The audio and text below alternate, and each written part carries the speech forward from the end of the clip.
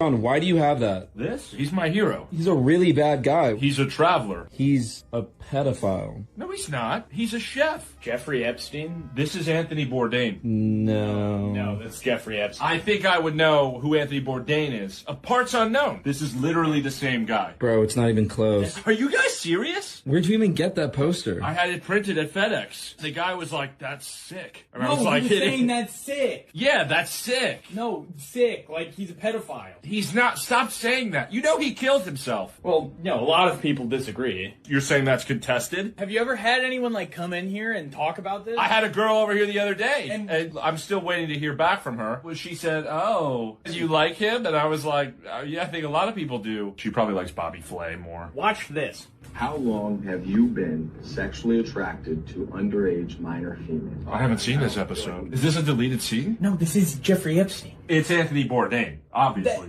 How do you not know who this guy is? I even had this t-shirt made. Oh my god! I wore this to my nephew's birthday party. Look, #1 travel partner. Sean! Wanderlust. Wait, is it signed? Yeah, I met him in 2017. Pretty cool, right? Where did you meet him? Florida, Palm Beach. He left a message on the back, too. You want to see it? See you on the plane. Why would he see you on the plane? We both like to travel. This is Jeffrey Epstein, isn't it? It is. Voyons donc. Well, at least I still have my framed photo of Chris Farley. That's John Wayne Gacy. Oh, qu'est-ce que tu viens de... Oh, wow. Jason! Oh là là là là, comment Qu'est-ce ça que va? j'ai fait encore? Ben oui, voyons donc! Oh là là là là là là!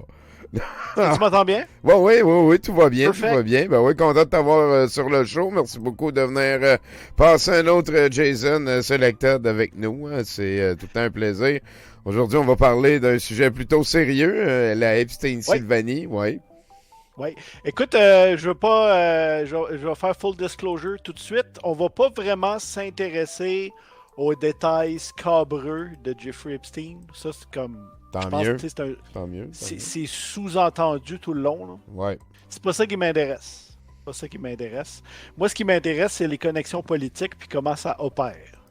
Et si tu te rappelles, en 2023, on avait fait un épisode, c'était le tortillard de la techno-droite. Ouais. Hein, Avec tu te Elon rappelles, Musk. Oussama, que j'avais présenté Peter Thiel, j'avais présenté Ouais. Elon Musk, j'avais présenté pas mal de monde qui reviennent à nouveau dans l'actualité cette année parce que contrairement à 2023, ils ont maintenant l'oreille attentive du Merci, président. Jonathan.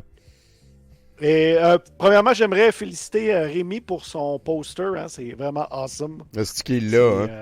C'est vraiment le meilleur. C'est vraiment le meilleur. Si C'est vous vraiment avez le meilleur. besoin d'un graphiste, le graphiste de l'impossible, c'est nous autres qui l'a, puis on peut le partager. Faut juste... Il est excellent. C'est lui qui fait mes posters depuis le début. Là, puis, Ouais, c'est le main man. wow. Fait que je tenais à y rendre hommage. J'aimerais, premièrement, là, on va... Si tu... Merci à toi, Je vais Rémi. faire juste une petite présentation rapide, Tommy. Peux-tu aller à la suivante? Mhm.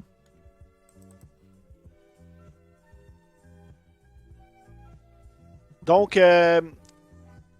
si tu peux aller à juste la diapositive juste après. Là.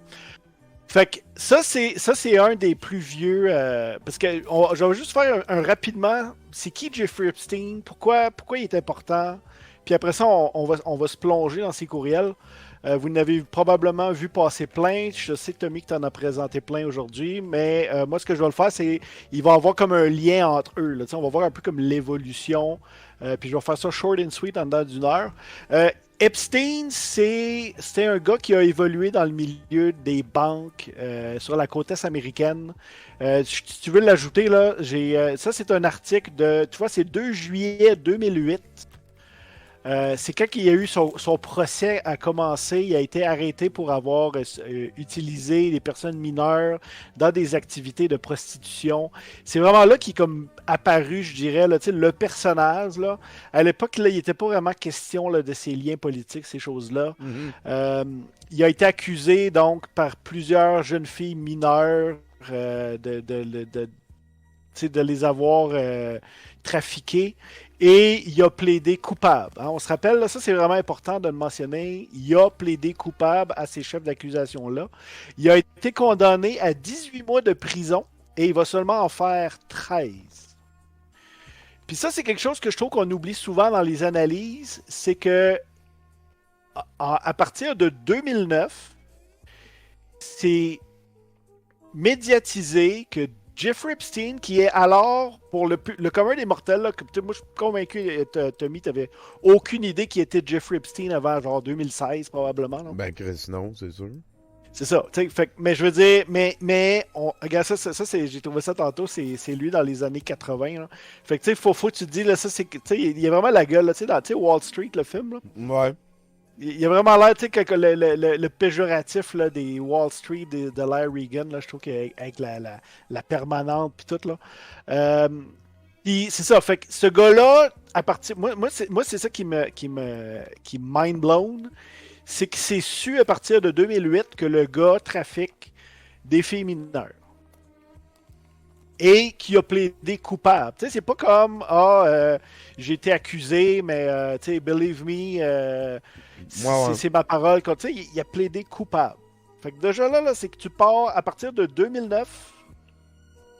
C'est comme après 2009, quand tu dis que tu as des relations d'affaires avec Jeffrey Epstein, tu as cette pénalité-là en commençant. Mais là, il y a un peu, là, c'est. Il a plaidé coupable d'avoir sollicité du sexe d'une fille jeune de 14 Mineur. ans. C'est ça, mettons. Mineur, Là, on 14 ans. sait que c'est un Pas pédophile. 17, C'est ça. Il y a pas pas... 17. Mais 14. je veux dire, il n'y a pas l'accusation de traite d'enfants, mettons. Là, on est juste comme creep de quartier, mettons. Pas Oui, pas creep de leader quartier, mais quand même. de réseau international Ça, c'est pas encore su. C'est ça. On lève le couvert à ce moment-là. Ouais. Il va en prison pour 13 mois. Non, reste où ce qu'on était, excuse-moi. Ok. Est-ce que tu pourrais nous amener un browser? Je vais te faire googler quelque chose. Je ne sais pas si tu as fait l'exercice à date. C'est-tu juste des screenshots que d'autres gens t'ont envoyé, Tommy? Ou tu es allé sur le site web du... écrit DOG, DOJ Epstein. As-tu été dessus à date? Non. OK. Fait que ça, c'est pour tout le monde. Hein? On va donner de quoi de vraiment utile à tout le monde. Là, clique que t'es pas un robot. Fait que ça, c'est le site web du département de la justice américaine. Quand vous entendez parler, là, les fameux Epstein Files, les dossiers d'Epstein sont tous là. Même s'il y en a, comme tu l'as montré après-midi, tu remontreras le screenshot tantôt. On sait qu'ils en enlèvent. On sait pas. On peut se douter pourquoi, mais on sait qu'il y en a moins maintenant qu'il y en avait hier, qu'il y en avait il y a quelques jours. On dirait Ça qu'ils prouve découvrent qu'ils en n'ont même rien temps à que cacher. ils n'ont rien à cacher. Mhm. OK. Là, ça vous demande si vous avez 18 ans ou plus. Si vous cliquez non, vous allez être enregistré à Mar-a-Lago. C'est une joke. OK.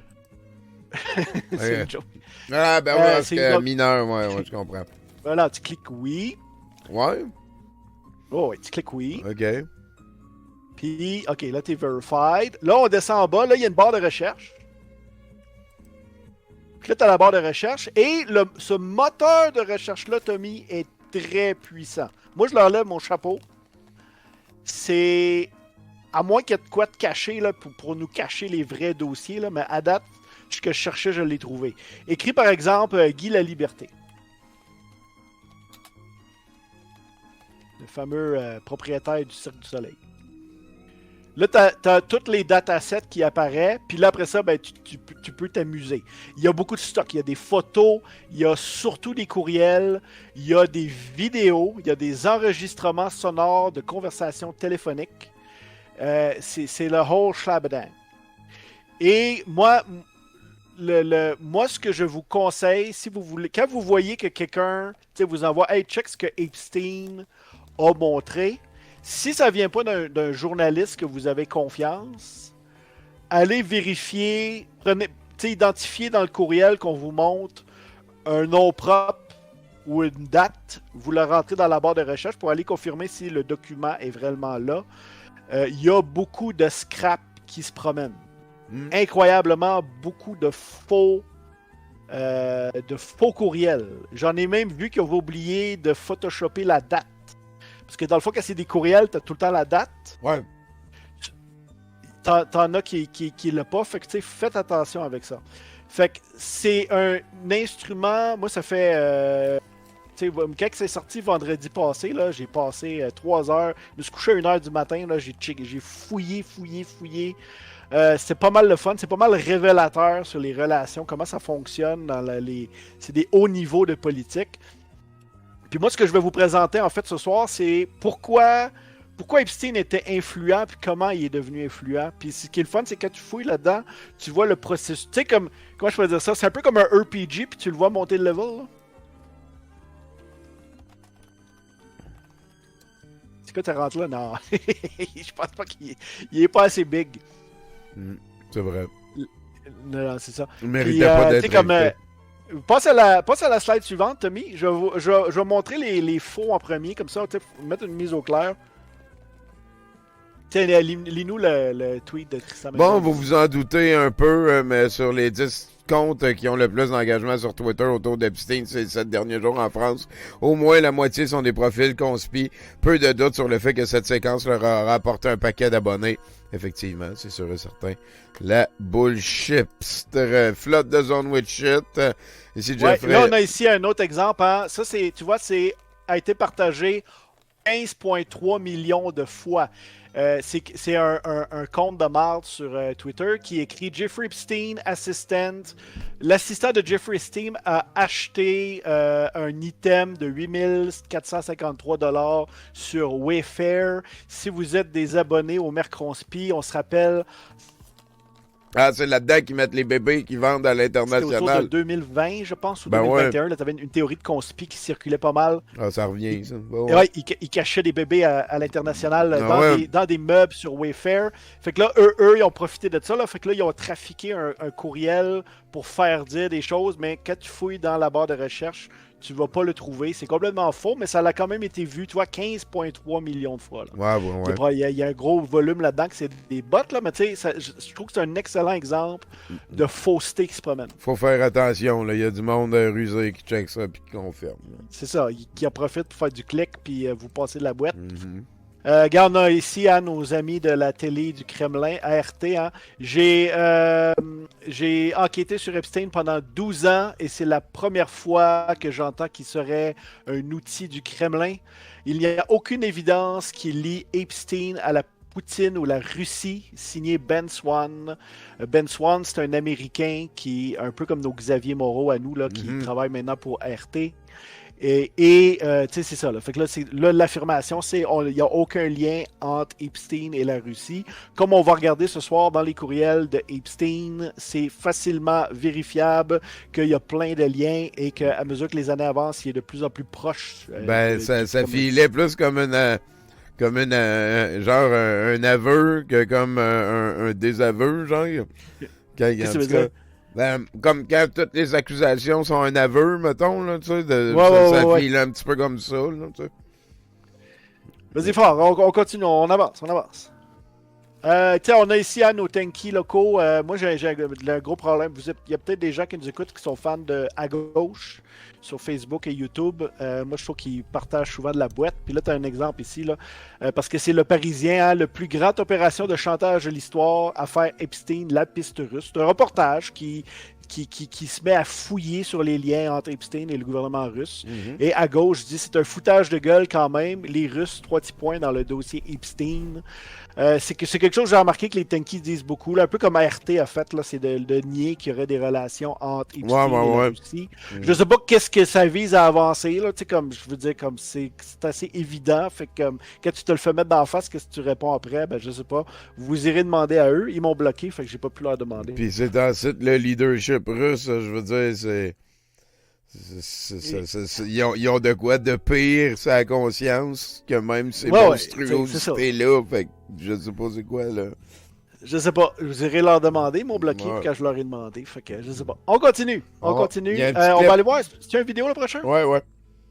Ok, on part la vidéo. I will tell you right now, On va vous dire maintenant parce que Dieu c'est mon témoin. Si on perd les midterms, plusieurs personnes dans cette pièce s'en vont en prison, moi ici. Oh. Ils sont en train de gagner du terrain. Puis il faut qu'on contre-attaque avec plus d'action, plus d'implication. Il faut qu'on codifie, qu'on contrôle tous les aspects de ça. Il faut qu'on codifie. Mais le suppose. Pas de Steve Bannon. Ouais, fait que là, ça c'est un petit appetizer en la matière. Ça, c'est un speech qu'il a donné à l'automne dernier, avant qu'il commence à révéler des trucs de Epstein. Il y a plusieurs façons d'interpréter ça. Là. Fait que là, en gros, ce qu'il dit, c'est parce que là, il est devant plusieurs donateurs du mouvement trumpiste. Là. C'est une espèce de tu vois, c'est Academy, là, qui est une firme de... Academy, je pense que c'est des trucs de sécurité militaire. Là. Mais il y a plusieurs grosses poches dans la salle en avant de lui qui sont des proches de Trump. Et il dit plusieurs d'entre vous vont aller en prison si on perd les midterms. Parce que c'est ça, le but, c'est de faire une levée de fonds pour ramasser du cash pour gagner les élections des midterms. Imagine, tu divisé ce pays-là, toi? Ouais, puis là t'as deux façons d'interpréter ce message-là. C'est-tu Steve Bannon, hein? Je pense que tout le monde sait que Steve Bannon, c'est très proche de Trump. Là. Il était son directeur de campagne dans son premier mandat, puis ça l'a continué depuis. Maintenant, il opère plus comme en périphérie. Là. Il n'est pas directement employé par la Maison-Blanche, mais il est tout le temps dans le décor. C'est un conseiller. Là. Et moi, je l'interprète plus que on fait peur à notre base pour serrer les rangs. T'sais? Genre, parlez pas, allez pas leur parler, leakez rien. Sinon, vous allez vous ramasser en prison et on va plus vous protéger. Maintenant, on peut vous protéger parce qu'on détient le... Ah, ouais. T'as deux façons de l'interpréter. Les deux sont valides. Ça se peut que c'est juste comme... ça peut être les deux en même temps parce qu'il est intelligent, Steve Bannon. C'est ça. Mais je trouvais cet aveu-là très pertinent, surtout dans ce qu'on va défiler maintenant dans les courriels. Passe à la suivante.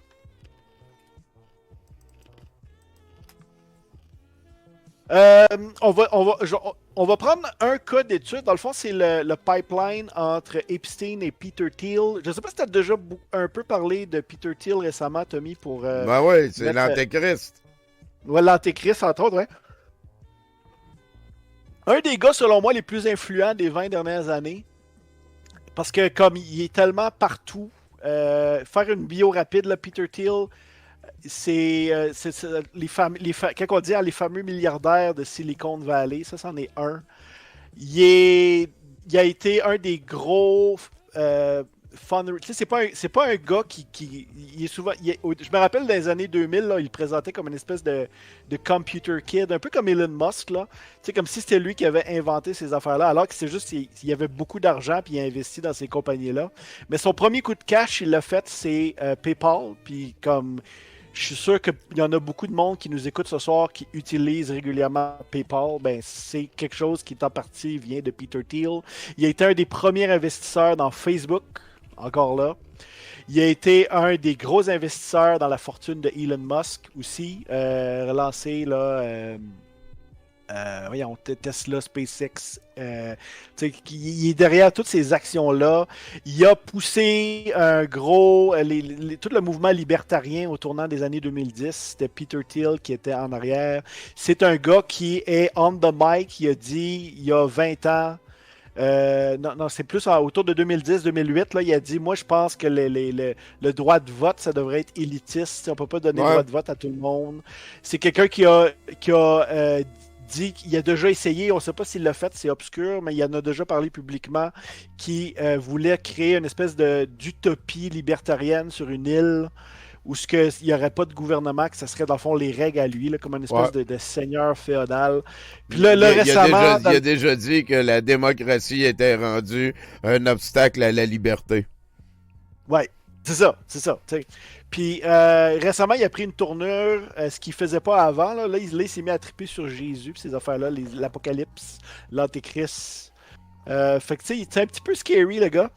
Et bien sûr, là, ça date de juin 2025. Donc, c'est avant les révélations des dossiers Epstein. Mais c'est quelque chose... C'était les liens entre Peter Thiel et Jeffrey Epstein, les liens de monnaie, sont quand même déjà bien documentés, même si on n'avait pas la profondeur. Là. Mais tu vois, là, entre 2015 et 2016, M. Epstein a mis 40 millions dans 2 compagnies qui étaient managées par Valor Venture, une firme de New York confondée par M. Thiel. Aujourd'hui, en 2025, c'est un investissement qui vaut maintenant 170 millions. Donc, tu sais, c'est ça. Là. Fait que Jeffrey Epstein, comme j'ai mentionné, c'est quelqu'un qui avait beaucoup d'argent parce qu'il travaillait dans le secteur de la banque. Et c'était comme ça qu'il a commencé à se plugger avec ces gens-là. C'est « Hey, j'ai une couple de millions à mettre dans ton affaire, écoute ce que j'ai à dire. » Et éventuellement, c'est qu'il s'est mis à connaître. Plus que tu te mets à connaître du monde, plus que tu acquiers d'influence. Et à un moment donné, tu te mets à faire l'entremetteur entre ces personnes-là. Et vous allez voir, là, c'est vraiment comme ça que ça fonctionne. Le talent de Jeffrey Epstein, puis ça revient beaucoup à sa notion de party. Il y a un trope qui dit que la raison pour qu'on l'écoutait, c'est qu'il offrait des enfants, tu sais, comme si ces gens-là n'étaient pas capables, par l'entremise de d'autres, d'avoir accès à des enfants. Moi, je pense que ça, c'est plus comme une caricature du personnage. Je pense que c'est qu'il a réussi à s'insérer là, dans des interstices du pouvoir, à connaître telle personne qui ne connaissait pas une autre personne, puis là, il faisait l'entremetteur entre les deux. Et on va voir là, dans les prochains courriels, ça va commencer, là, que il monte vite, puis il réussit à se connecter très rapidement envers les gens, là, puis devient carrément un broke maker. On va voir une vidéo plus loin où un ancien ministre, premier ministre d'Israël, c'est celui qu'on a mis sur mon dessin du train là, qu'on a vu au début. I think part of non, excuse, mais pas la vidéo tout de suite. Mais pas la vidéo tout de suite, mais on va voir tout à l'heure. C'est Ehud Barak demande à Jeffrey Epstein, peux-tu m'appeler Peter Thiel, comment ça s'écrit?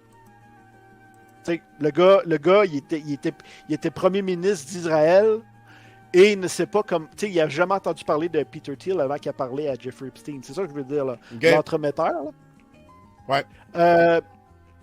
Parle-nous de cette vidéo-là. Ça, c'est une vidéo qui est très drôle. I think T'essaieras de part faire la of traduction. why Vas-y. Kamal is getting so much support is that if Trump wins, that Epstein client list is going to become public. Une des choses qui fait que Trump a tellement de support, c'est que s'il gagne, la liste des clients d'Epstein va devenir publique. Yeah. Do you think Reid Hoffman's uncomfortable? Ça date d'avant l'élection. Avant les élections, ouais. And Gates. Est-ce que ça met les gens inconfortables? I only Bill ask that Gates, 'cause Hoffman, you just look at them and you're like, that's a nervous person right there. c'est des gens nerveux, hein, les démocrates. Yes. Oui. Reid Hoffman was my vice president of business development at PayPal. Yeah. Là, il a parlé de Oui. PayPal pis tout, mais j'ai Oui. rien compris, il marmonne. En Does he gros, seem il dit, nervous to you? Tommy, ça c'est avant l'élection, là, puis Ouais. il dit la raison pourquoi ils veulent pas que Trump gagne, c'est qu'ils veulent pas que les dossiers d'Epstein soient rendus publics parce que ça va éclabousser Bill Gates. Pas Bill Gates, je veux dire Bill Clinton, ça va éclabousser Kamala Harris. Tu sais, Ouais. nos ennemis, les woke, tu sais, c'est ça, là. Fait que, mais là, retenez ça, là, il va dire ça dans un des La shows qu'il fille a avec fait les cheveux la bleus façon de aussi. faire. La fille Ouais, avec t'sais. les cheveux bleus avec un anneau dans le nez, elle va être offusquée. Alors que maintenant on sait, puis on s'en doutait un peu, mais là c'est comme confirmé que Elon Musk il était jusqu'au coude dans les shit de Epstein depuis 10 ans avant qu'il ait fait cette vidéo-là. Là. Fait que c'est assez hallucinant. Passe-nous à la prochaine. Voyons. OK. On a ici, ça c'est 11 septembre 2010. Jeffrey Epstein qui reçoit un courriel. Là, vous voyez le premier, là, c'est Jeffrey Epstein qui reçoit un courriel de Svetlana Poudina. Mon bureau peut le faire. J'ai besoin d'une copie de votre passeport. Non, excuse-moi. Non, j'ai mis à l'envers. C'est en dessous. En dessous, c'est le premier courriel. C'est Jeffrey Epstein qui écrit à cette madame-là. Est-ce que je peux avoir un visa? Dans le fond, c'est parce qu'il veut aller en Russie. J'ai un ami. Puis là, un des trucs qui est compliqué quand tu lis Epstein, là, c'est qu'il écrit mal. Asti qui écrit mal. Puis là, il y a des jokes sur Internet, ils disent que c'est le boomer speak, là, c'est que probablement, tu sais, il texte comme ça, comme... Ok, ouais. Fait que des fois, il écrit une phrase, là, puis ça rend les choses encore plus cryptiques. Puis je trouve ça très drôle parce qu'on se souvient, tu sais, les théories de conspiration de QAnon, là, tu sais, qui disaient que ces gens-là se parlaient en code, là. Il n'y a pas de code, là. Le code, c'est qu'il est pas bon. Non, mais il n'y a pas de code. C'est ça, il est pas bon. Le code, c'est qu'il est pas bon. Vous allez voir dans les prochains courriels, ils disent des affaires horribles ouvertement, sans aucune gêne, là, comme... C'est ridicule.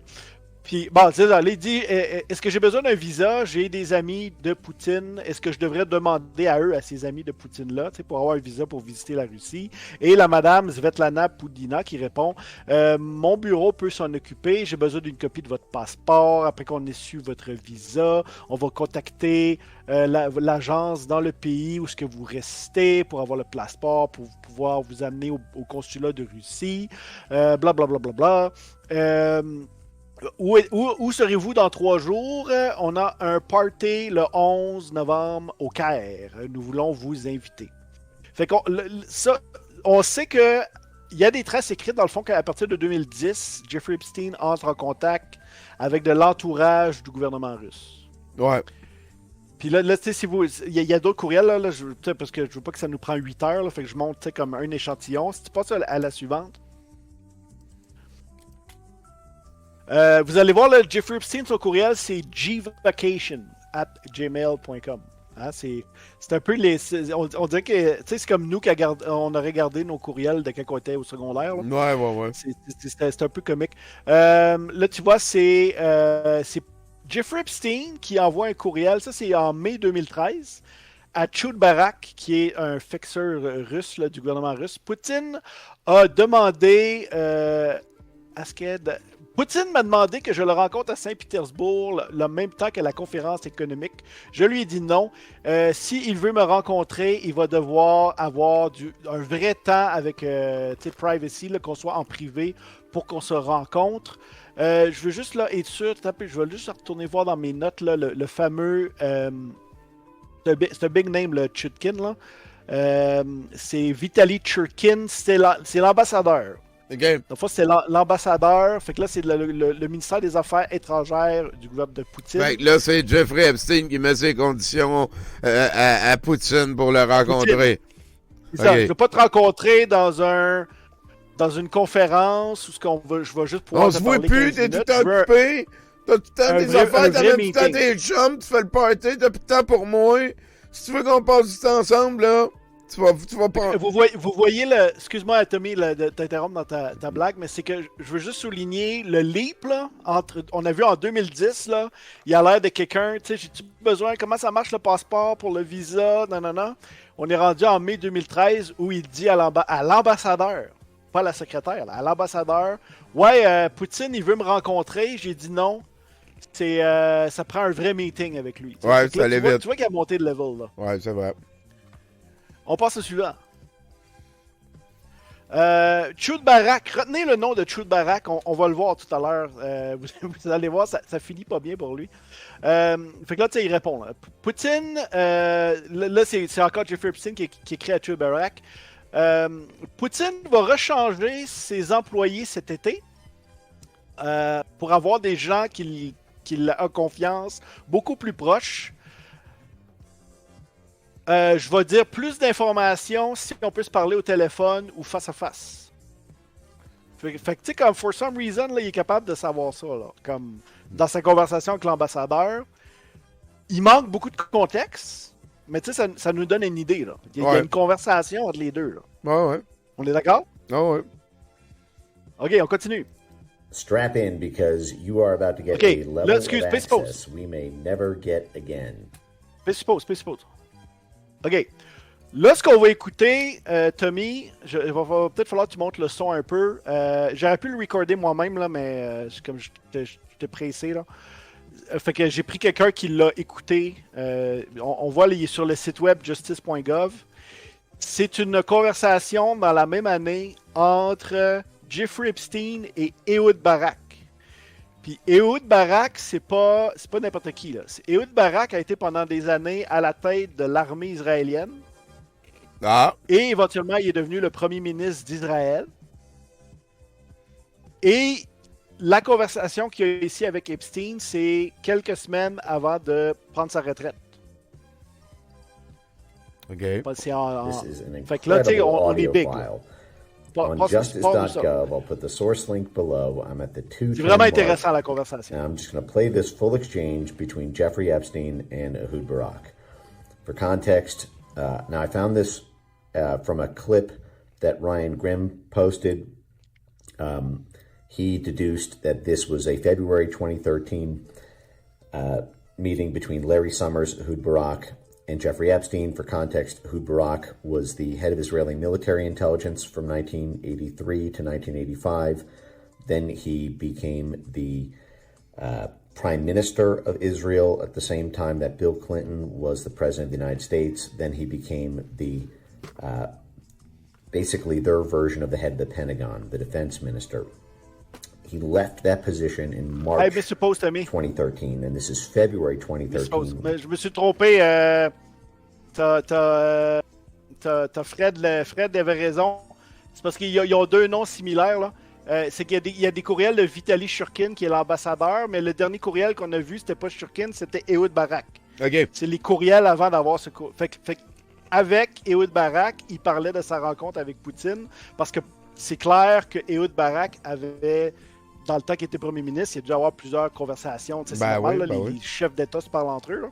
Fait que là, il est en train de partager ce qu'il a appris avec Poutine, avec un des hauts gradés de l'État. Ben là, tu vois, ça va être israélien. vraiment intéressant parce que, dans le fond, Ehud Barak va demander à Epstein, maintenant que je suis plus premier ministre, qu'est-ce que je dois faire pour monétiser qu'est-ce que je sais.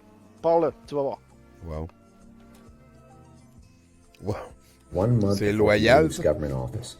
Now, this Hey, is merci, important because what you're Défécateur. about to Merci see beaucoup is pour a le raid. conversation between the outside fixer, Jeffrey Epstein, and the still head of Explose. Israel. Je peux faire des pauses un petit peu. Merci vraiment beaucoup à notre ami le Défécateur. Hein, donner un follow, bien entendu. On est en train d'étudier les récents dossiers Epstein avec notre ami Jason Keys, qui est un maître en politique. Curieux. Ouais, un curieux. Ouais, OK. Ouais, un curieux. un Merci curieux. bien gros pour le raid, c'est super gentil. Bonsoir le Québec anti-fake, ça a bien d'allure ça. Je me reconnais là-dedans.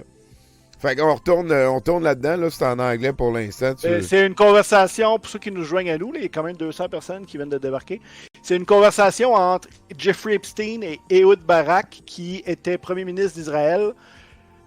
Et ça, c'est... je pense qu'à la fin, il était redevenu comme ministre. Là, parce que la politique en Israël, c'est complexe. Là, c'est des proportionnels, des affaires de même. Puis ça, c'est quelques semaines avant qu'il prenne sa retraite. Il s'en va dans le privé, dans le fond. Fait que là, il demande à Jeffrey Epstein, qu'est-ce que je dois faire maintenant pour me plugger? Parle-nous ça, Tommy. Military as he transitions to the private sector, and the conversations about how to create your own private business and how Jeffrey Epstein shapes this. Listening to this conversation, I think, will give you a very deep understanding of the role that Epstein plays in mediating the lucrative success of private careers for formerly government officials. So what Tom asked me this morning, Tom appears to be Tom Pritzker, who is the chairman of the Pritzker Foundation. He's the head of the Hyatt hotel chain. His brother is J.B. Pritzker, the governor of Illinois. Davos, was he thought you should make a list of his work, not was mentally. He said, yes, but who has IOUs to you? Is that who's out of the people in the past who you think you're close to? He said that he really wanted you to make this list of this person owes me a favor, this person owes me his life, this person owes me his job. So what you're hearing him say... Tommy, je vais faire le résumé maintenant. Fait que si vous voulez l'entendre au complet, là, c'est all over Internet, cette chose-là. Vous tapez là, Epstein, Ehud Barak, conversation, là. Mais en gros, en résumé, le bout qui est juicy là-dedans, puis qui montre pas mal comment Epstein opère, c'est qu'il lui dit, fais une liste, tu sais, utilise ta mémoire puis tes notes, puis ça, là, parce que ça fait comme longtemps que tu es dans l'appareil israélien, puis ça. Fais une liste de toutes les personnes qui te doivent quelque chose. Puis il mentionne même que tu as déjà sauvé la vie, hein, des How You Your Life. On s'entend, Ehud Barak, là, il était dans l'armée israélienne, il a été un homme d'État. Fait que c'est tous les gens qui doivent des faveurs. Fais-nous une liste. Puis, dans le fond, ce qui sous-entend là-dessus, c'est que après ça, cette liste-là, on va pouvoir savoir ensemble qui qu'on va aller voir pour bouger sur peu. Là, ce qu'on n'a pas, c'est qu'est-ce qu'eux voulaient. Ouais. Mais tu comprends, fait que c'est quelque chose qu'on se doutait que tout le monde faisait, mais on a la confirmation. T'as une espèce de. Ça, c'est en 2013. T'as un banquier véreux de la côte Est qui a fait de la prison pour des détournements de mineurs, qui a une conversation avec un ancien premier ministre d'Israël qui se dit. Avec qui il a aussi plugué avec Poutine. Puis il dit fais-moi une liste là, des gens qui te doivent quelque chose à toi, Ehud Barak. Puis comme ça. On va pouvoir aller les revoir puis dire hey, tu sais, comme ce serait le temps de rendre la faveur pour. Puis là, après ça, c'est qu'est-ce qu'ils voulaient. Ben, ça peut être plein d'affaires. Ça peut tout simplement, on attire des investissements dans des firmes. Mais là, la plupart des analystes, ils se disent c'est de cette façon-là que Epstein, il était très bon pour ça. C'est que c'est de cette façon-là qu'il a monté sa fortune. Il allait voir les gens qui devaient des faveurs. Puis là, il expliquait, regarde, cette personne-là qui est riche te doit quelque chose, ben voici comment on va le monétiser, voici comment on va obtenir des accès à des politiciens, à des hommes d'affaires, des choses comme ça. Puis Epstein, c'est ça qu'il a fait pendant des années. Wow, il était plugué, là, les dictateurs de l'Arabie Saoudite, était plugué avec le dictateur de la Russie, plusieurs des gros politiciens en Europe, Donald Trump, tu sais, Bill Gates, name it. Fait que je trouve ça fascinant. Moi, ça m'a. Olivier Titi Twister. Hey, merci beaucoup pour le follow à Miali Music. Il y a aussi. Voyons, j'en ai vu un autre là, qui nous a followé. Là. Ça vient juste de passer. Ben là, c'est peut-être Guillaumus. Oui. Tu peux aller à la slide suivante. On va avancer. Qu'est-ce que tu penses de ça à date, Tommy? Je veux entendre ton. Je suis pas surpris, là. On n'est pas surpris. Le monde est petit, mettons. Là, Here it is, là, tu sais, comme on dit. Ouais. Ok, tu vois, ça ici, là. Jagland Thorbjørn, ça, c'est un ancien premier ministre de la Norvège. Puis là, il dit à Jeffrey Epstein, je sais que tu vas rencontrer Poutine le 20 août. Il est désespéré d'avoir. Ça, c'est avant toute l'affaire en Ukraine en 2014. On est au mois d'août 2013. Il y a des grosses négociations. En fait, c'est surtout sur l'Ukraine parce que là, à ce moment-là, le gouvernement ukrainien était porté à se rapprocher avec l'Union européenne. Là, ils étaient sur le bord de signer une entente économique, puis c'est ça qui va déclencher en fait Maïdan, là, puis toute la grosse révolte, ces choses-là, qui va amener éventuellement à la guerre entre l'Ukraine et la Russie. Fait que c'est ça le contexte de ce courriel-là. Là, tu vois, il dit Poutine est désespéré d'avoir des engagements de l'Occident pour investir dans son pays. Il a essayé de convaincre plusieurs de ses amis pour investir. J'ai sa solution. Ça, c'est Epstein qui écrit au premier ministre de la Norvège, là. Il doit sécuriser des investissements en Russie et son gouvernement doit prendre les premières pertes. C'est la seule façon d'encourager les gens sérieux d'investir là-bas. Je reconnais qu'il y a des problèmes avec les droits humains par rapport à ton... Parce que tu vas rencontrer... Il dit le premier ministre de la Norvège, il va rencontrer Poutine. Là. Fait que là, c'est Epstein qui dit « Hey, avant que tu pars, là, garde, je veux juste que tu prends ça en considération. » je serais heureux de le rencontrer aussi quelque part en juin et d'expliquer des solutions. Je pense que ça serait bon pour nos objectifs. Fait que là, on a comme Epstein qui est fait comme un entremetteur entre... j'ai de la misère avec les noms scandinaves. Là. Thorbjørn Jagland, excusez la prononciation, et Poutine. Ce qui est incroyable. Moi, je trouve ça incroyable. Incroyable. Ben oui, vraiment.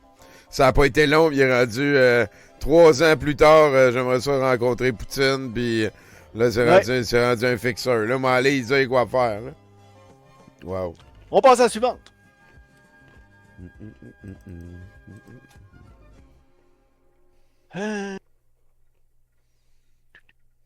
J'aurais dû le découper plus serré, celui-là. OK. Ça c'est fascinant. Ça, c'est... Là tu sais, j'ai mentionné là, les troubles en Ukraine. qui allait commencer pendant l'automne, c'est-à-dire là, le fameux Maïdan, les gens qui se disent comment ça, notre gouvernement veut nous rester dans l'orbite de la Russie alors qu'on veut se rapprocher de l'Union européenne. Là, on connaît la suite. Là, t'as le gouvernement, les Russes envahissent la Crimée au mois de mars. Puis là, ça donne une idée à quel point Epstein est plugué parce que, dans le fond, le courriel en haut, le top, qui est du 13 mars 2014, Epstein qui écrit à Tasia Smith et Paul Morris, qui sont ses courtiers, tu sais, ceux qui sont à la bourse, là, qui gèrent tes portfolios et ces choses-là. Là. OK. Il dit, on va short le rubble, les roubles. Incroyable, Là, il dit, Incroyable. Let's play. Hein? Dans le fond, là, il y a des informations en avance. Et là, en dessous, là, dans la même journée, mais plus tard dans la journée, Tasia Smith, elle lui répond tu vois, OK, je m'en occupe. Et elle lui réécrit le 18 mars en dessous. Tu vois, c'est de elle, elle dit bon, voici, tu sais, puis là, tu as des espèces de résultats financiers en dessous. Ouais. Dans le sens qu'elle a bougé, là, puis là, ça serait compliqué à expliquer, là, mais tu sais, elle a bougé les investissements de Epstein pour maximiser les impacts du fait que il y avait tout ce qui a découlé de l'invasion de la Crimée. Ben, Epstein, on appelle ça du insider trading. Là. Ouais. Il était au courant de sa patente. Là. Ouais. Il se faisait chuchoter à l'oreille. On continue. Ouais. Fait qu'ils ont pris le temps de dire qu'il était pas plugué sur les Russes, mais il était plugué sur les Russes que le Il était plugué en esti, hein. Tu vois, ça, c'est 8 avril 2014. Ben, Dugin, ben oui, personne l'aime, lui. Ah, ça, c'est... Oups là, excuse-moi, j'ai... OK, 2014... Attends un peu, excuse-moi, j'ai juste perdu une note ici, là. 8 avril 2014, c'est quelqu'un qu'on sait pas. Ça c'est tannant parce que ça, c'est les affaires que le gouvernement Trump a décidé de cacher. Ouais, pour protéger les victimes. Pour protéger les victimes. Fait que là, t'as quelqu'un qui écrit à Jeffrey Epstein, je reviens de l'île, j'ai vraiment eu une journée amazing. Crazy! On a fait de la plongée, skydiving, c'est des parachutes, avec des filles. Merci encore, hein. J'aurais aimé ça que tu sois ici avec nous pour partager ça avec nous. Comment a été ton meeting? Est-ce que tu es correct? Je te donne des gros câlins.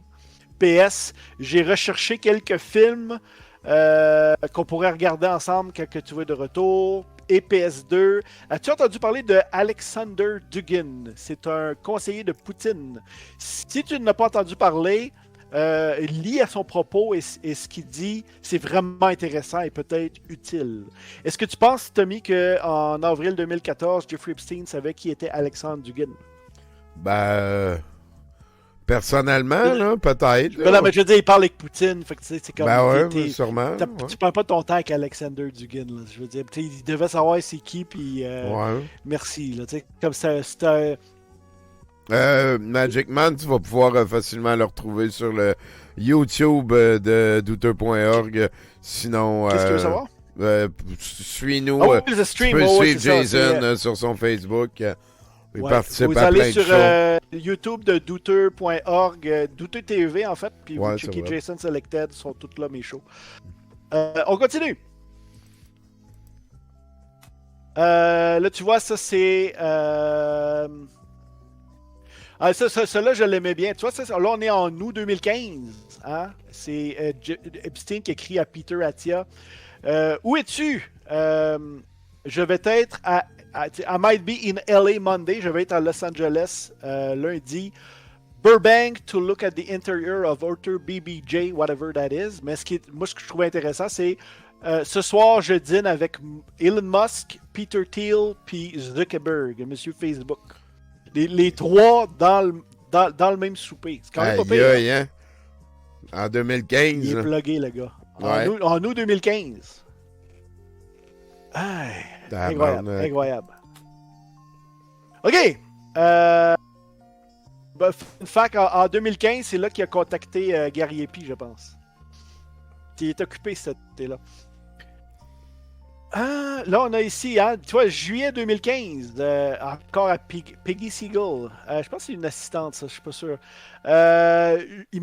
Il reste plus qu'une semaine avant la fête. Comment vas-tu? J'espère que David Koch a eu ton message. David Cox, j'en ai déjà parlé, Edouard. Tommy, c'est les. Tu te rappelles? Les frères du pétrole, c'est deux des personnes les qui frères du pétrole. Ah oui. C'est des ennemis de la race humaine. Un des gars les plus riches au monde. Ouais. Puis là, il lui mentionne. Là on est en l'été 2015. Là, c'est la frénésie préélectorale. Tu sais, c'est pas encore là. C'est les primaires des républicaines. Tu sais, Trump n'est pas encore le candidat. C'est juste comme le underdog qui parle qu'il va peut-être se présenter. Puis ça. Mais tu sais, en coulisses, ça se prépare. Puis là, tu vois, c'est David Koch qui mentionne, on pense, là, c'est ce que je présume d'après ce courriel-là, que tu vois, Financial Disclosure est le talon d'Achille. Les impôts, les rapports d'impôts de Donald sont son talon d'Achille. Ça, c'est Jeffrey Epstein qui dit ça à quelqu'un, là. Ouais. Ouais, il y a eu une conversation avec David Koch, qui est un des gars les plus riches au monde. Pour ceux qui ne savent pas, là, j'avais fait un show sur ces gars-là. Le père de David Koch, c'est celui qui a commercialisé le processus de transformer du pétrole en plastique. Fait que si vous voulez réaliser à quel point c'est important, là, regardez dans votre salon en ce moment, dans votre chambre, là. Il y a une cote là-dessus. Là. Il y a des numéros là, que tu vois sur un produit en plastique, il y a tout le temps des numéros en dessous. Là. Ça, c'est dans ce processus-là. Là. Le gars, dans les années 1930, il a développé la façon de transformer du pétrole en plastique. Incroyable. En tout cas, fait que les frères Koch, c'est parmi les plus riches sur la planète et c'est des républicains libertariens. C'est eux les premiers qui ont financé le Tea Party, ces choses-là. Et tu vois, là, un an plus tard, hein, il écrit à Peter Thiel, l'été 2016, là, c'est en pleine élection. Les supporters de Donald à New York sont inquiets. On devrait en parler. Il ne peut pas révéler ses rapports d'impôts. Donc, c'est quoi ses options? Ça, c'est Jeffrey Epstein qui demande à Peter Thiel. Je ne sais pas si tu te rappelles, Tommy, il y avait un big deal à l'été 2016. Les impôts de Donald. Puis Donald dit oui, je vais les révéler après que je suis. Vous avez après être élu, ouais. On s'en rappelle de ça, hein? Ben oui. Puis on se demandait est-ce que ça leur fait vraiment peur ou pas? C'était ambigu. Là, on a la preuve que ça les inquiétait vraiment. Là. Que si c'était révélé les rapports de taxes, ils allaient peut-être perdre l'élection. On passe à la suivante. Je trouve ça vraiment intéressant. Ben oui, vraiment. En rétrospective, on a eu raison sur toute la ligne. Sur toute la ligne. Ça, tu vois, c'est encore du back and forth. J'aurais dû noter lui. Pas sur la suivante. Excusez-moi, j'ai oublié c'était quoi. On est en février 2016. Peut-être que la prochaine. Il y a Peter Thiel. C'est ça. Check. En avril 2016, Epstein a eu un meeting de 2 heures à Thiel Capital. Thiel Capital, c'est une des compagnies mères de Peter Thiel là, qui gère toutes ses patentes. Jeff Geisaya, qui est le CEO de Thiel Capital, tu vois, il avait écrit un article sur le Mimetic Warfare, la guerre des mimes. Ouais. Et c'est lui qui manageait le PAC, hein, c'est le PAC MAGA 3X. Un PAC, là, ça, c'est dans les lois électorales américaines. Dans le fond, c'est que au lieu de donner de l'argent aux candidats, c'était comme une limite que tu peux donner. Fait que là, tu sais, les gens riches, à place de donner ces limites-là, ce qu'ils font, c'est qu'ils mettent ça dans des PAC qui sont des espèces de lobbies non partisans. Je mets des gros guillemets, là. Ouais. Parce que dans le fond, ce truc-là va se mettre comme en dehors de la campagne de Donald Trump, mais va pousser sa bullshit. Dans ce cas-ci, MAGA 3X, ce qui roulait beaucoup, c'est notamment le fameux Pizzagate. Les sous-sols pleins de pédophiles puis d'enfants kidnappés. Le début de QAnon, c'est. Ouais. Puis là, tu vois, c'est dans son agenda qu'on voit en dessous, là, tu vois, le 8 avril 2016, il a mis une alarme hein, pour être sûr de ne pas manquer son meeting. Thiel Capital, il s'en va rencontrer le gars. Puis là, tu sais, il n'y a pas de note entre Jeffrey Epstein et Jeff Geza qui dit on va faire l'affaire de Pizzagate. Ben non. Tout ce qu'on sait, c'est que Jeff Geza, son pack, ils ont mis des millions là-dedans, notamment probablement de Peter Thiel, puisque ça va être lui le principal financement, pour pousser la bullshit sur le Pizzagate. Fait que c'est ça. Puis là, ça, c'est on continue? Ah, c'est capoté, ça, pareil. Oh, tu vois, il y a des affaires... Puis le monde, il s'arrête aux histoires, tu sais, puis c'est important, là, les affaires sur les affaires scabreuses sexuelles, pis ça, je suis d'accord. Mais je trouve ça tout aussi fascinant et encore plus révélateur, là, ces liens-là. Ça va en faire pour des années à creuser, ces infos. Oh, ouais, puis il y a des millions d'affaires de même. Là. Ouais. Le gars, là, Jeffrey Epstein, il tweetait tous les jours. Là. Celui-là est vraiment intéressant. Fait que celui-là, il faut commencer dans... Je sais pas si tu l'avais peut-être déjà montré, Tommy. C'est un de ceux qui a le plus roulé. Fait que dans le fond, c'est Jeffrey Epstein qui écrit à Peter Thiel le 26 juin 2016. Le 26 juin 2016, on est quelques heures, je pense, ou quelques jours, là, mais c'est dans la même semaine, le fameux vote du Brexit pour sortir le Royaume-Uni de l'Union européenne. Une affaire que je pense que 75% des Britanniques aujourd'hui regrettent. Là. Tu vois, c'est Jeffrey Epstein qui dit à Peter Thiel, Brexit, just the beginning. Brexit. N'est que le début. On va dire, le Brexit est fait. Le reste commence, là, le party commence. Et après ça, tu vois, ça, il écrit ça à 3h du matin parce que c'est 6h de différence. Là, il est 9h le matin au Royaume-Uni. Je pense que c'est le lendemain. Okay. Après ça, il écrit encore un courriel. Hein, non, c'est ça. C'est Peter Thiel lui répond le début de quoi? Of what? Puis là, Jeffrey Epstein lui dit le retour au tribalisme. On va contrer la globalisation. Il va y avoir des nouvelles alliances amazing. Toi et moi, on s'est mis d'accord. Aucun taux d'intérêt. Agreed, zero interest rate. We're too high. Et comme je t'ai déjà dit dans ton bureau, on va trouver des choses qui sont sur le point de se renverser. Ça va être vraiment facile de faire des nouveaux deals, des nouveaux bargains. Quelle surprise. Ouais, c'est ça. Puis là, moi, je trouve que tout ce courriel-là, c'est toute l'histoire en résumé. Vraiment, là, total. Là, c'est vraiment là, toute l'histoire en résumé. On célèbre le Brexit, là, puis c'est quand, OK, ça a marché, notre affaire, là. Puis on se rappelle, le Brexit, ça avait beaucoup été alimenté par les fausses nouvelles sur Internet. Ben oui, là, Cambridge Analytica. Cambridge. Ben oui. Fascinant. On continue. Là.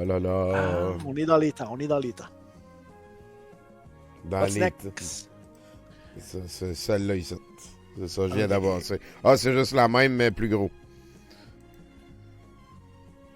Ouais, j'étais sûr que tu n'allais pas pouvoir la zoomer assez, là, fait que je l'ai mis plus. OK, après ça, on a Epstein à Thiel en 2016.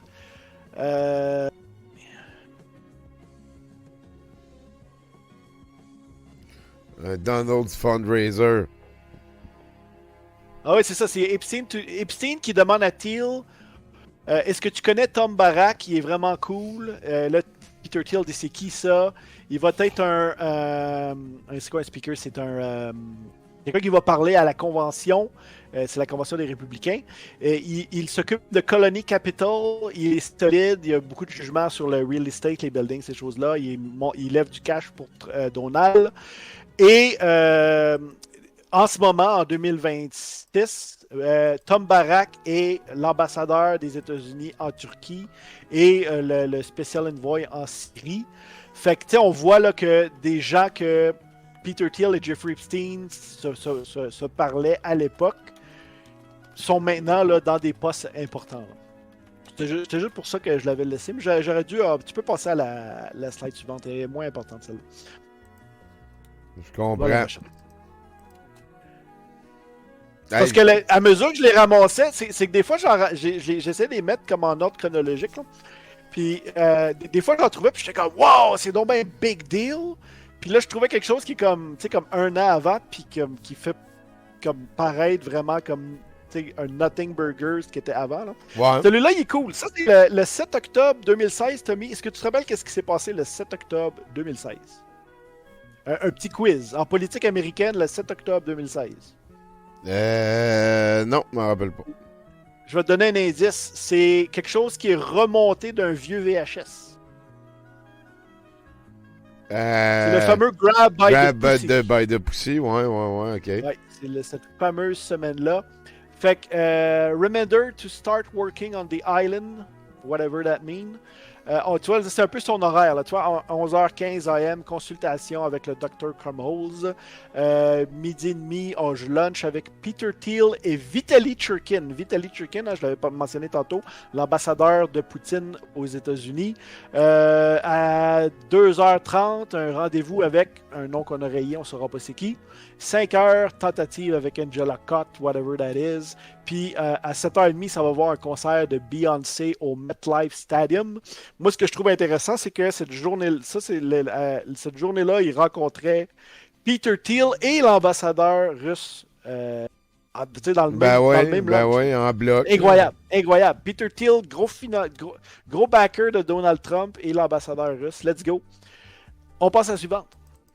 Il y a des trucs vraiment fascinants dans ces affaires-là.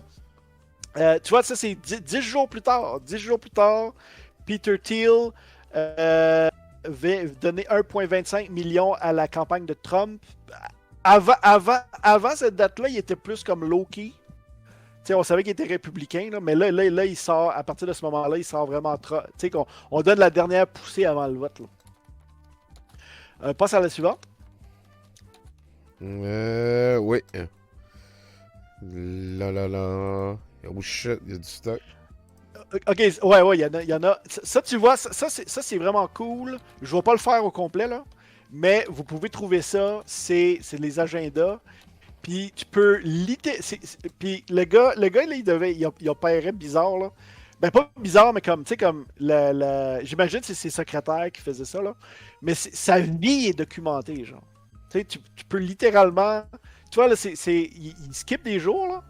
Mais il y en a, là, tu sais, 25 septembre, 28 septembre, octobre 3, octobre 4, octobre 7, octobre 13. Puis là, toutes les personnes qu'il rencontre. Là, tu vois, le 13 octobre, c'est tout l'enchaînement des affaires. Passe à la suivante.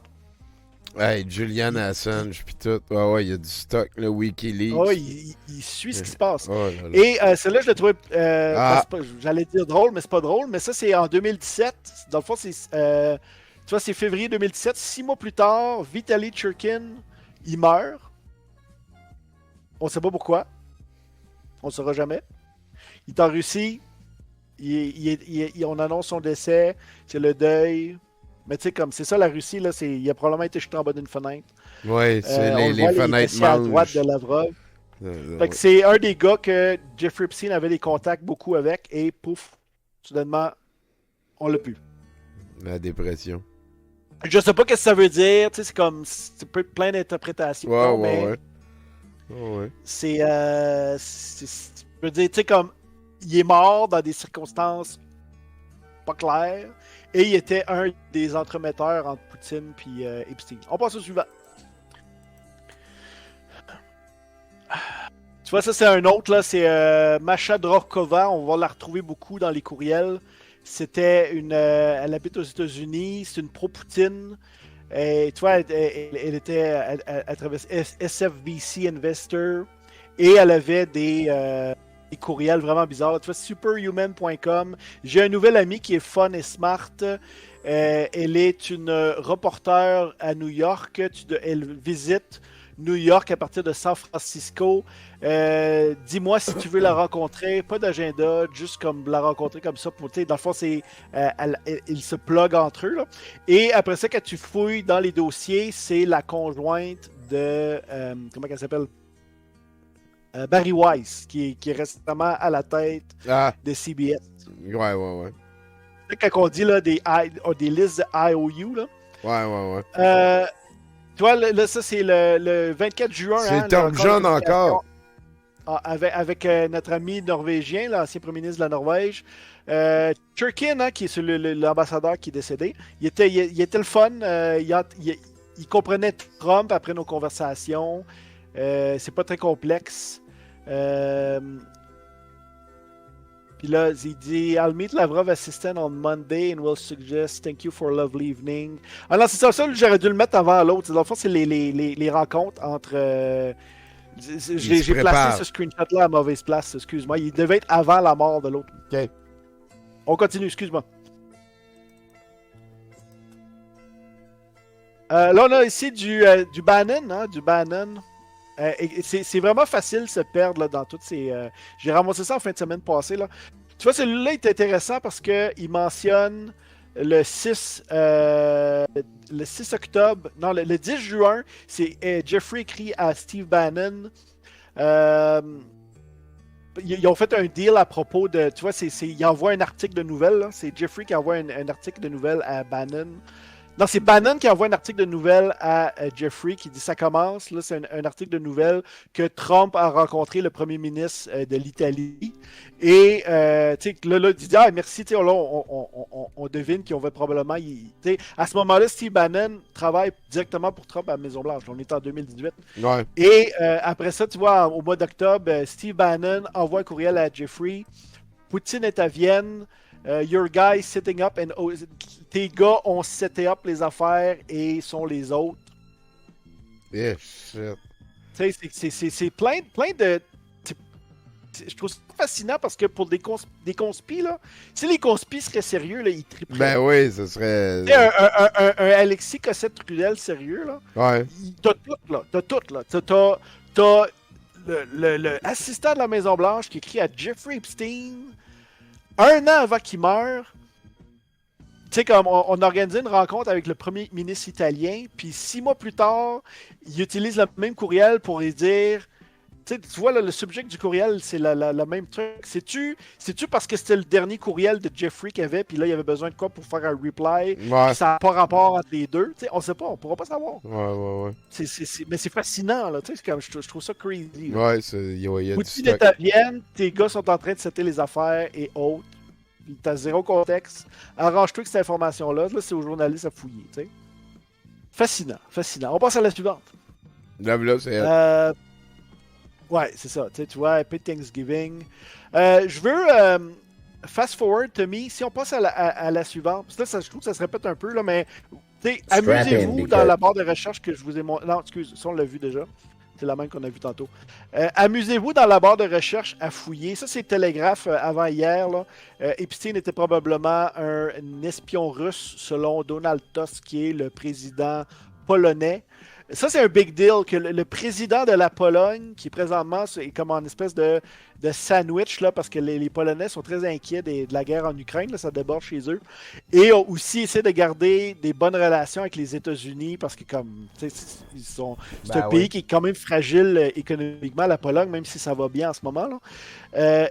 Mais que le premier ministre de la Pologne, Donald Tusk, affirme que Epstein était probablement un espion russe. Ça a beaucoup de sous-entendus qui ricochaient sur Trump là-dedans. Là, parce qu'on sait les liens aussi. Tu sais, c'est tous les sous-entendus des liens. Steve Bannon, Donald Trump et Epstein. Ça l'a brassé cette sortie-là. Et là, j'ai fait, c'est le facile. C'est le facile de montrer les liens entre Epstein et le gouvernement russe. Mais tu peux faire ça. On a vu, là, j'ai mis le Norvégien souvent. Tu peux le faire pour n'importe quel pays. Allez vous amuser, là, vous rentrez... Les conspis ont essayé de le faire avec Mark Carney, puis là, ce qu'ils se sont rendus compte, c'est juste que c'est Epstein qui parlait de la Banque de Londres à un moment où Mark Carney était le président de la Banque de Londres. Fait que quand il envoie un article de nouvelles, puis of course que le nom Mark Carney apparaît dans la barre de recherche. Mais tu peux t'amuser à rentrer plusieurs chefs d'État. Tu as notamment les Ben Salman de l'Arabie Saoudite. Ben oui, il y a pas mal de stocks. Fait que, tu sais, comme tu l'as mentionné, Tommy, tantôt, là, il y a des millions de documents. On peut s'amuser vraiment longtemps. Là. Les journalistes, ils ont du stock là, pour des années et des années. C'est incroyable. Moi, je trouve ça... Tu sais, c'est quelque chose qu'on s'était tout le temps soupçonné, là, que... à quel point là, c'est genre comme à quel point c'est incestueux là, puis comme tu sais qu'on vraiment. C'est opaque. C'est ça, vraiment. Là, je trouve ça fascinant qu'on a accès à ça là. Ouais. Là, c'est un petit clip. Je vais t'inviter, Tommy, à aller au 76. Ce que je te présente pas là, t'es libre de de le domper ailleurs là, dans tes prochains mercronspi. Là, c'est, je veux juste accélérer. Je sais que tu as un long Alexis à passer à soir. Là. Prends le temps que tu as besoin. Là. Tu viens pas assez souvent. C'est pas grave. Ok, celle-là, je l'ai trouvée fascinante. Il y a un gros débat. J'écoutais ça notamment en faisant la vaisselle le matin. En Europe, en ce moment, là, un des gros débats des politiciens. Puis moi, je trouve qu'il faut avoir cette conversation-là. Puis à matin, j'écoutais ces 2 députés européens. Je ne sais plus de quel pays, là, c'est pas important. Là. Mais je sais que ce débat-là se fait dans tous les pays. C'est qu'est-ce qu'on fait avec les réseaux sociaux. Ça touche en plein ce qu'on parle ici au Mercronspi. Et j'écoutais le type, puis t'avais la députée qui, elle disait il faut qu'on bannisse les médias sociaux pour tous les enfants de moins de 16 ans. Il ne faut plus qu'ils aient accès. Ça va être comme un premier step. Puis t'avais l'autre qui donnait la réplique, qui était contre, qui était aussi d'avis qu'il faut réguler les médias sociaux, mais il disait non, faut pas. Ça va pas fonctionner parce qu'ils vont regarder en cachette. Ça va pas fonctionner. À la place, il faut implanter des régulations musclées pour les taxer, les sévir, mettre des genres de... y aller autrement que par la censure. Puis le débat était vraiment intéressant. Puis c'est là que tu retrouves que la politique canadienne, ça fait dur. Oh, le jeu, c'est sérieux qui vient nous rejoindre. Excuse-moi, Jason. Merci beaucoup, les amis. Ah, non, vas-y, prends. Merci, le jeu, c'est sérieux. On est en train d'étudier la toile qu'Epstein a réussi à créer avec notre ami Jason Keys de Jason Selected et de Terrain Basique pour les fans de Magic. Ah oui, les fans de Magic, allez checker ça. Fait que c'est ça. Fait que tu es à ces débats-là, puis celui qui a pris la position la plus solide, c'est Pedro Sanchez. Pedro Sanchez, qui est le nom, selon moi, le plus espagnol ever. C'est le premier ministre de l'Espagne. Il est vraiment cool. Moi, je l'aime. Il dit... Là, il a fait un discours qui a été beaucoup remarqué. On est le 3 février. Fait que je pense qu'il a fait le discours le 2. Où est-ce qu'il veut vraiment serrer les lois sur les plateformes des médias sociaux? C'est le pays qui va prendre les mesures les plus drastiques là-dessus à date. Puis là, je vous demande pas, moi je sais pas, Tommy, je sais pas pour toi, je suis sûr que tu as la même réflexion que moi. Des fois je me dis, il faudrait dépluguer Internet, là, ça l'a échoué. Mais en même temps, non, moi je suis indécis, je sais pas. Non, moi je pense... Comment? Je pense que les gros comme ça, ils devraient avoir des bureaux dans chaque pays, puis on devrait pouvoir parler à du monde. Là. C'est trop des bureaux. C'est trop des robots qui sont aux commandes. Là. Je comprends que pas n'importe quel ostinage, puis il m'a bloqué, puis il n'y a pas rapport, là, mais il devrait avoir une manière de parler à quelqu'un. Ça devrait être écrit dans la loi. Puis tu sais, le discours de Pedro Sanchez est super nuancé. Tu sais, je vous invite à aller voir ces débats-là. Là. C'est vraiment cool. Tu sais, c'est pas niaiseux. Là. Ouais. Super comme nuancé. Puis tu sais, on soulève des problématiques puis tout. Puis là, t'as Elon Musk qui... Dirty Sanchez, qui est une allusion sexuelle, est un tyran et un traître aux gens de l'Espagne. Ah, et un traître. Ça, c'est le gars le plus riche au monde, proche de Trump, de Jeffrey Epstein, qui dit Dirty Sanchez. C'est enfantin. Je pourrais l'imprimer puis le mettre sur le mur chez vous, Tommy. Là. Ah, ouais. Ça a sa place. C'est pas-y. C'est quoi le Dirty Sanchez? Je pense que c'est le doigt sous le nez. Non, dites-le pas. On veut pas le savoir. Non, tu feras tes recherches. Mais bon, écoute, non, je veux pas te faire... On veut pas le savoir. On va pas savoir. Mais regarde, c'est ça, là. C'est là qu'on est. Le gars le plus riche au monde, c'est ça qui écrit. Ah, il est rendu un shitpost edgelord de views. Incel, aigri, là, que toutes ses affaires ils sont boostées par l'algorithme niaiseux de sa plateforme de dumpster en feu. Là. C'est incroyable. Là. Pense à puis là, ça a été écouté, puis comme la version d'Elon Musk, là, puis là il en a parlé pendant plusieurs jours, et là, passe à la suivante, la série est sur le Sunday, parce que le Québec n'est pas isolé de ce qui se passe dans le monde. Non, excuse, je l'ai mis à ma mauvaise place. Passe à la suivante, on reviendra sur lui. Et voilà, à Radio X ce matin, à Radio X ce matin. Guy Bolduc, un ancien journaliste à TVA, je pense. En tout cas, il est recyclé dans l'opinion de marde. Immigration en Espagne. Les illégaux ont un fast track. On va servir de laboratoire pour les mondialistes. L'Espagne veut réglementer les réseaux sociaux selon un agenda de gauche.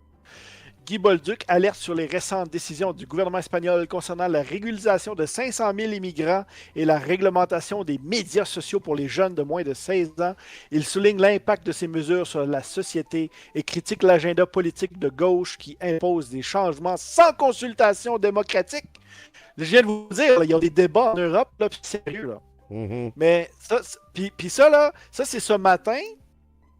Puis c'est pas, ça vient pas de nulle part que soudainement Guy Bolduc s'intéresse au débat sur la réglementation d'Internet en Espagne. C'est simplement le gars, il a pogné ça probablement sur Elon Musk ou les autres plateformes de marde.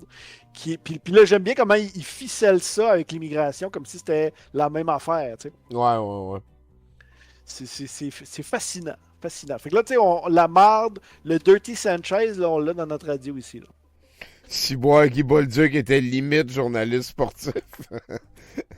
C'est qui a écrit ça? C'est Chillmat. Ah, tu voulais que je retourne à la vidéo, excuse-moi? Oui, va à la vidéo, ça c'est fascinant. Là, on va aller voir comment ils prennent ça sur Fox News.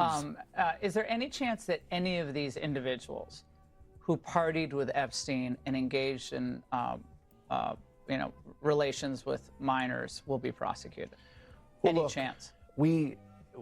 I'll never say no. And we will always investigate any evidence of misconduct. But as you know, it is not a crime to party with Mr. Epstein. And so as horrible as it's not a crime to email with Mr. Epstein. And some of these men may have done horrible things. And if we have evidence that allows us to prosecute them, you better believe we will. But it's also the kind of thing that the American people need to understand that it isn't a crime to party with Mr. Epstein. It isn't a crime to have Didn't look like that's all that was going on some of those photos. I mean, if the photos could speak, some of them look pretty bad. That's right. And unfortunately, photos can't speak. And so we need witnesses and we need evidence. Are there videotapes that you all have? Or?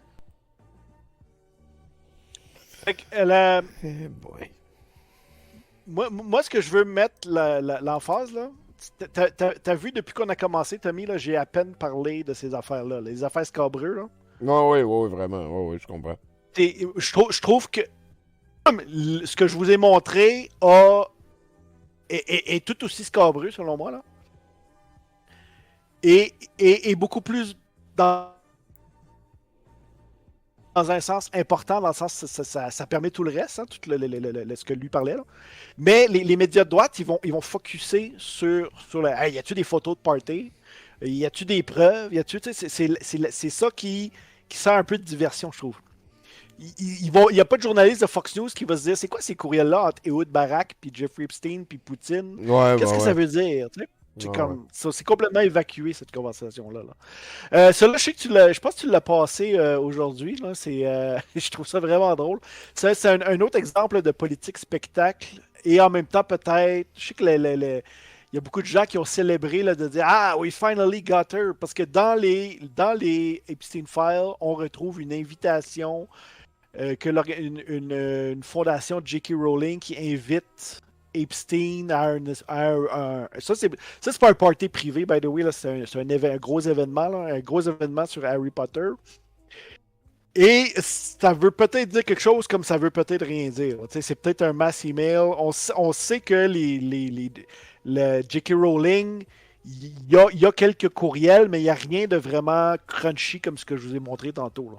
Mais là, ça c'est beaucoup plus viral que n'importe quoi d'autre que j'ai présenté. Je dis pas que c'est pas important, mais je vous dis de faire prudence avec ça. C'est big, flashy, mais en même temps, souvent, ça veut rien dire. Ben en même temps, Jason, c'est quoi? C'est en 2018? Il était... Ah non, mais c'est mon premier propos que j'ai mentionné au début du show, Tommy, te rappelles-toi?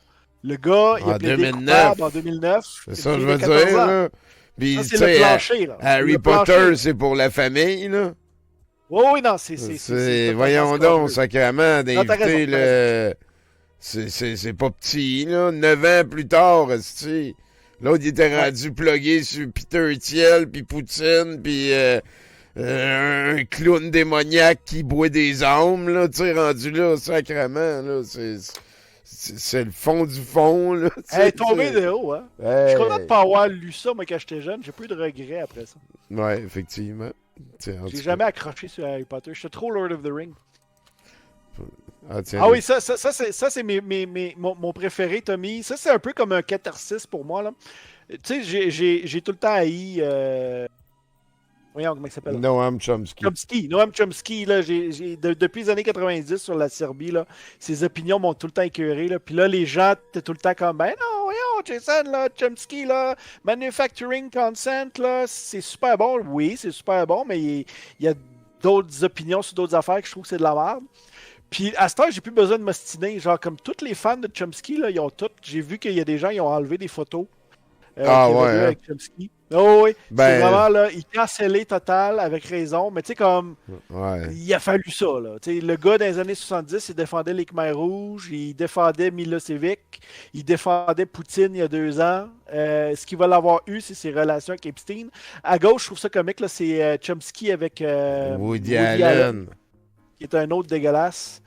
Et à droite, là, on le voit, il est parti en voyage. C'est sa femme qui tient par la main, je pense, qui ont barré la face en noir. Mais bon, je pense que le cas de Chomsky est réglé. Est-ce que ça va être dur de s'en relever? Là? Tu vois, ça j'ai ri quand j'ai vu ça. Ben, j'ai ri jaune, mais j'ai ri quand même. C'est un courriel de Jeffrey Epstein qui envoie à... Tu sais, c'est tellement comme un peu comme des chain emails, là. Il envoie, hey, regarde ce que j'ai écouté tantôt, genre. Puis c'est des podcasts qui étaient sortis en septembre 2015 de Right Stuff. Dans le fond, c'est Jeffrey Epstein qui dit à Chomsky, hey, écoute ça, man, en 2016. Là. Ouais. Chomsky continue à avoir des relations avec, des relations d'affaires et de whatever, ce qui se passait dans les parties, là. Il envoie des podcasts sur le QI des races. Vous irez voir là, The Right Stuff, là. Ça avait été full controversé quand c'était sorti à l'époque. Dans le fond, là, ça serait là, c'est du junk science d'extrême droite. Là. Ben oui, sûrement. Il envoie ça à Chomsky. Comme, genre, puis Chomsky après ça, hey, il a jamais fait comme c'est plus. Je te trouve cave, je te parle plus. Là, c'est bizarre. Là, ah ouais, de la littérature hautement raciste. C'est dur à être plus raciste que ce podcast-là. Là. Ouais. C'est difficile, là. C'est genre, je suis pour l'esclavage. Fait que là, Noam Chomsky, ça faisait déjà dur. Puis là, tu t'es dit, tiens, en voilà une autre dose. Ouais. Ça c'est comique. C'est Aaron Maté. Je l'ai souvent présenté au Mercronspi ici. Il travaille pour Grey Zone. C'est un pro-russe, pro-Poutine. Il est très populaire chez une certaine gauche, là, ce que j'appelle les tankies. Et il y a quelqu'un que j'ai vu quelqu'un commenter sur Twitter. Je l'ai vraiment ri. C'est le dernier soldat de Chomsky. C'est Aaron Maté. Parce que les deux faisaient souvent des podcasts ensemble. Là, Noam Chomsky. Aaron Maté se servait de la notoriété de Chomsky. Ben oui, sûrement. Pour devenir quelqu'un, ben oui. Vas-y, vieux monsieur, dis là, des affaires. Aujourd'hui, là, je l'ai pas mis, là, mais vous irez voir. Aujourd'hui, Aaron Maté, finalement, il s'est rendu compte que ça n'avait plus d'allure. Là. Il a dit, finalement, ouais, j'ai écrit ça trop rapidement. Là, j'aurais dû penser mieux. C'est le 2 février. Mais tu sais, comme, dude, comme, ta gueule, là. Puis tu sais, je veux dire, il peut avoir écrit quand même un livre qui est le fun, là, c'est pas grave, là, c'est pas la même affaire. Oui, non, mais Manufacturing Consent, c'est excellent. Excellent. Genre, comme... on m'a forcé à le lire au cégep. Je peux pas dire que c'est pas un bon livre. Celle-là, j'ai trouvé drôle. Ça, c'est un meme. Là. C'est The Jeffrey Epstein Experience. Dans le fond, c'est tous les gens qui apparaissent. Peter Attia, on a vu ça tantôt. Peter Thiel, Donald Trump, Elon Musk. Puis, dans le fond, c'est tout. C'est comme un running gag en voulant dire les gens avec qui Epstein avait des relations sont tous allés chez le show de Joe Rogan. Mais tu sais, comme... Il y a plein de gens qui sont allés chez Joe Rogan, là, puis je ne vais pas défendre Joe Rogan ici, là. Je trouve que le gars, moi, Joe Rogan ne va jamais être pardonnable, là. Il a appuyé Donald Trump en 2024, c'est fini. Ouais, c'est ça, pas mal ça. Je suis d'accord avec ta lecture. Ouais, on passe à la suivante. On passe à la suivante. Ouais, ça, je pense que tu l'as passé, Tommy, mais je voulais juste... Jean-François Gariepi, tu l'as passé aujourd'hui, je pense. Ouais, ben, vas-y. Bon, écoute, c'est comme la boucle est bouclée. C'est Jean-François Gariepi, juste au cas où il y aurait des gens qui ne savent pas c'est qui, là. Jean-François Gariepi, c'est un Québécois qui a d'extrême droite, super raciste, super misogyne, qui s'est marié 3 fois. Il est sa deuxième femme, il a perdu en cours la garde parce qu'apparemment, elle avait des, comment on dit ça, des déficiences. Sa première, elle avait 19 ans, puis il voulait la mettre enceinte pour pouvoir rester au Texas. Ouais, puis la famille mais a dit elle non. était autiste, elle avait la morale et les émotions d'une jeune fille de 11 à 12 ans, puis là, lui, il voulait juste obtenir la nationalité. Hein.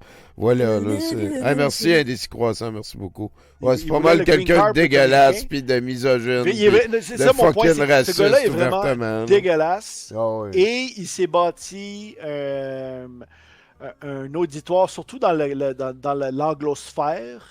C'est comme le Québécois nazi, genre d'extrême droite. Là, c'est un peu comme ça que le reste de l'alt-right américaine le voit. Là. Et récemment, il a rebondi. Hein, tu as passé souvent des clips d'eux avec notre bon ami André Pitt.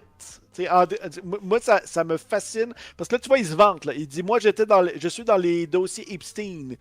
Dans le fond, c'est que... Et puis là, on ne sait pas s'il a vraiment reçu l'argent, mais Epstein dit qu'il lui vire genre 25 000 $, quelque chose. Ouais. Pour ses projets. Et Jean-François Gariepi de dire, je suis dans les dossiers d'Epstein. Vous, qu'est-ce que vous faisiez en 2015? Hein, parce que c'est des courriels de 2015.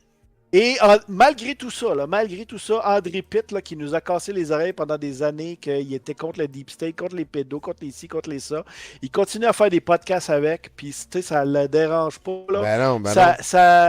Mon commentaire est plus à propos d'André Pitt que Gariepi, parce que Gariepi, c'est vraiment cause perdue. Là. Ouais. Mais ça nous donne une idée à quel point André Pitt lui-même est rendu aucune morale, au pied du mur.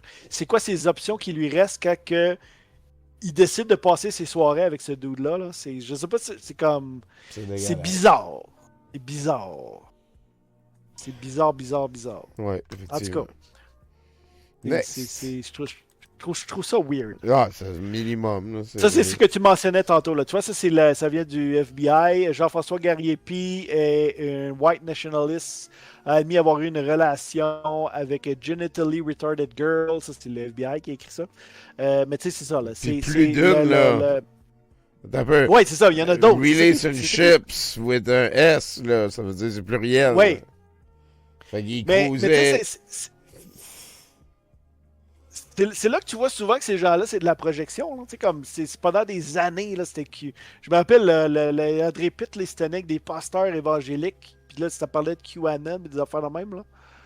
C'est fascinant. Fascinant. Comment c'est qui que. C'est son ancien collaborateur là, à Pitt, là, c'était Carlos le gars de construction. Là. Le gars avant ça, là, avant la pandémie. Là. Ah, comment il s'appelait? Ken Pereira. Il avait été à la commission Charbonneau, là. Ken Pereira. Ken Pereira avait brisé les liens avec André Pitt. Il avait lâché son show parce que, selon moi, c'est d'autres raisons, là, mais publiquement, il disait parce que André Pitt fixait trop sur QAnon puis c'était de la bullshit. Tu l'avais-tu entendu, celle-là? Non. Il y avait eu une guerre des croûtes là-dessus. Là. Genre, Pereira, il disait, moi, je suis plus capable. Là, et il est tout le temps QAnon. Puis là, il fait des shows avec Gariepi. Tu sais, comme le gars, là, zéro morale, zéro combat. Ah, vraiment, là, il va prendre n'importe quoi. Aucune gêne. Il y en a fait, c'est lui qui est allé monétiser l'espèce de dérape de Mylène Hébert aussi, au palais de justice à Drummondville. N'importe quelle personne en crise, il va faire du clic avec. Là. Il y a un petit clip on arrive ça. À la fin, Tommy. Je veux juste mettre un petit vidéo pour nous revirer les émotions à l'envers. Prends-nous ça. Hey, by the way, whose car is this? Whose is it? I like this car. Is this your car? Ça vient de The Apprentice. Well, you know what? I'm buying it. I need it fast. I'm buying it. You're buying my car? Yeah, here's your check. Thanks. Oh my God. Wow. Well, ça, c'est vieux. Ça date depuis 2010, je pense. These are your kids? Yeah. I'm buying them too. Ça, c'est tes enfants, ça? Je les achète. Je vais faire un chèque. Et là, mes enfants sont pas à vendre. Là, regarde le chèque. Bye, guys. Oh my God. Hey, soyez gentils, hein? Bye-bye, je vous aime. Hello, kids. I just bought you. Who are you? What do you live in a cave? I'm Donald Trump. I'm the biggest. I'm the best. I'm Don't be scared. Look, here's $12,000. That'll take care of your fear. Don't have fear in life. Donald Trump just paid that little girl not to express human emotion. Tabarnak, hein? C'était... Ça finit bien, ça. Ça vieillit bien, hein? Ça vieillit bien. Calvaire. Hey, merci bien gros, Jason, pour ce petit dossier-là. Réflexion, Tommy, que je veux juste entendre, qu'est-ce que t'en penses? Je suis content. À date, là. Je suis content qu'il y ait du monde. Moi, je veux pas comme découvrir des affaires. Je suis pas à la course au scoop. Fait que j'aime ça quand le monde, il check ça plus comme toi. Mettons, là, faire des liens, là. Pas chercher, je viens de trouver tout, là. Non, moi, ça m'intéresse pas. La vie... je pense pas que ça existe, anyway. Là. La vie va nous trouver ça tranquillement. Là, la vie va gérer. Il y a du monde sérieux qui vont tomber dedans. Il va y avoir aussi d'autres affaires qui vont certainement sortir. Là. C'est quoi, ils nous font un dump au mois, là, depuis 2 mois. C'est supposé tout être sorti le 19 décembre. On a peine entamé, là. Ouais, en plus, 5%. Mais, je veux juste, là, moi, je vous encourage à aller sur le site web. C'est facile à trouver. DOJ Epstein, premier lien en haut, Department of Justice. La barre de recherche, là, allez vous amuser là-dedans, là, puis des heures de fun. Des heures de fun à découvrir les relations entre les politiciens. Là. Rentrez des noms d'hommes d'affaires et de politiciens. Là. Vous allez voir, là, c'est plein de trucs. Là. Epstein, c'est un gamer. Là, puis rentrez des noms de jeux pour le fun. Là, vous allez trouver du stock. Wow. Ben, merci bien gros, Jason. Est-ce que tu restes, on se rejase avant longtemps. Merci beaucoup. On peut te suivre aussi, sinon, sur Terrain Basique. Sur Blue Sky, surtout. Ah, surtout sur Blue Sky. Pour la politique, là, Blue Sky, Twitter. Si Magic the Gathering, ça vous intéresse, on a un podcast qui s'appelle Terrain Basique. On a reçu en entrevue aux femmes là, qui revient du Pro Tour, qui est un gros joueur du Québec. Là, le gars, il a fait le top 8 d'un championnat mondial. Là. Puis il vient nous expliquer comment. Hier, il est venu nous expliquer comment il a passé une semaine dans un chalet avec d'autres gros joueurs comme eux à se préparer là, pour le tournoi qui avait 500 000$ en jeu. Là. Des conversations super intéressantes. Mais sinon, pour la politique, ces affaires-là, moi, je poste souvent sur Blue Sky et Thread. Je suis aussi sur Thread. Puis je suis sur Twitter, mais j'essaie de moins en moins. Là. Il y a PM Godin qui dit essaye le Gmail World. Je pense que c'est comme si tu étais dans son inbox de Gmail. Là, oui, c'est ça. Ouais, je l'ai vu ça, mais je sais pas. Moi, parce que je suis rendu habitué avec le site web. Ça n'a pas fini de se promener anyway, ces affaires-là. Hey, Medo, tu joues à Magic, tu viendras un vendredi. Ouais, merci beaucoup, Jason. Je mets une petite toune de... Je passe bientôt chez vous, là. Inquiète pas. Ça, c'est une autre conversation. All right, à bientôt. Merci tout le monde. Une petite toune, puis on revient pour la dernière partie de la Dame. Il nous reste un Alex et tout, là.